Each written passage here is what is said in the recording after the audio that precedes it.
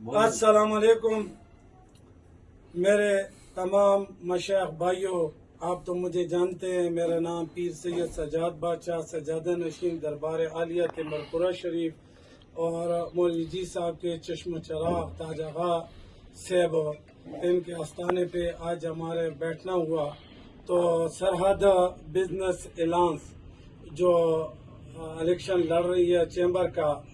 آپ سب مشائخ، جتنے مشائخ ہیں، ان کے جتنے مریدین ہیں، عقیدت مند ہیں، سب سے ہماری درخواست ہے کہ آپ سید ظاہر شاہ صاحب اور اس کے ساتھ جتنے اس